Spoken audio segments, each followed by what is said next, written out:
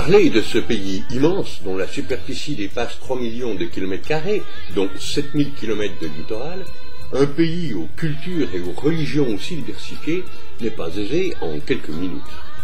Quantité d'ethnies composent la population, quantité de luttes et de rivalités de toutes sortes y ont eu lieu, et le pays a aiguisé bien des appétits tout au long de son histoire. L'Inde est le foyer de civilisations parmi les plus anciennes. 4 grandes religions y ont vu le jour. Elle constitua pendant près de 2 siècles une grande part de l'Empire britannique avant d'obtenir son indépendance en 1947. Les comptoirs français comme Pondichéry ou portugais, présents sur le territoire à l'époque britannique, ont été rétrocédés quelques années après l'indépendance. Depuis 1945, l'Inde a été confrontée à 4 guerres contre le Pakistan, le statut du Cachemire constituant la principale motivation de ces affrontements successifs. Aujourd'hui, le pays est une démocratie parlementaire et une république fédérale. Avec 1 milliard d'habitants, l'Inde est la plus grande démocratie du monde. Dès 1947, les nouveaux dirigeants ont mis en place une économie socialiste tendant à l'autosuffisance, notamment par le biais d'une réforme agraire.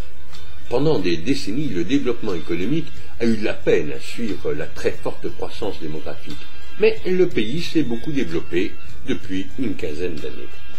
De grands fleuves et des rivières, tels le Gange, l'Itik et le Brahmapoutre, traversent le pays. Le climat varie de tropical dans le sud à beaucoup plus frais dans le nord. Pour visiter un pays aussi gigantesque, il vous faudra plusieurs séjours. Au nord, c'est le pays des palais de Maharaja, c'est le royaume des éléphants, ce sont aussi de nombreux temples et bien sûr l'incontournable Taj Mahal. Bombay vous fera son cinéma à Bollywood, les Indiens sont fous de cinéma. New Delhi, Calcutta, Madras, Bangalore, Madurai et son temple fascinant, des sites historiques par milliers du nord au sud, et partout ce sentiment d'être aux temps anciens dans un environnement fait cependant d'une grande modernité.